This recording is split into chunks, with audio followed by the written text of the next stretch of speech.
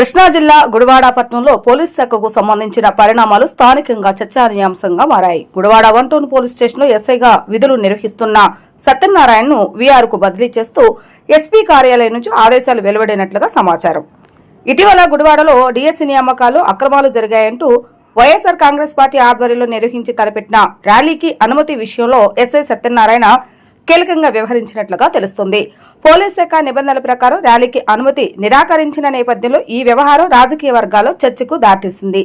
అదే సమయంలో ఈ నెల 10న మాజీ మంత్రి వైఎస్ఆర్సీపీ నాయకుడు కొడాలి నానికి పోలీసులు నోటీసులు అందించిన వ్యవహారం కూడా ప్రాధాన్యత సంతరించుకుంది.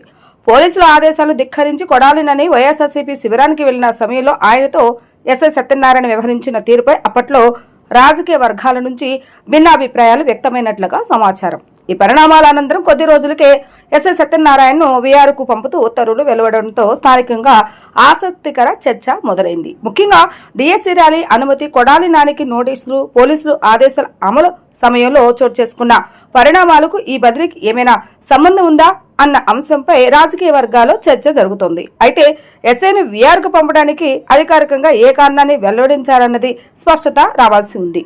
ఎస్ఐ సత్యనారాయణ వ్యవహరించిన తీరుపై వచ్చిన విమర్శల కారణంగానే బదిలీ జరిగిందన్న ప్రచారం మాత్రమే ప్రస్తుతం వినిపిస్తుంది. పోలీస్ శాఖ నుంచి అధికారిక వివరణ వెలువడితేనే బదిలీకి అసలు కారణం స్పష్టమయ్యే అవకాశం ఉంది. గుడివాడలో ఇప్పటికే డీఎస్సీ వ్యవహారం రాజకీయంగా వేడెక్కిన నేపథ్యంలో తాజాగా 1 టౌన్ ఎస్ఐ వీఆర్కు బదిలీ కావడం స్థానిక రాజకీయ పోలీసు వర్గాల్లో మరింత చర్చకు కారణమైంది. రాబోయే రోజుల్లో ఈ బదిలీపై పోలీస్ శాఖ నుంచి ఎలాంటి వివరణ వస్తుందన్న ఆసక్తి నెలకొంది.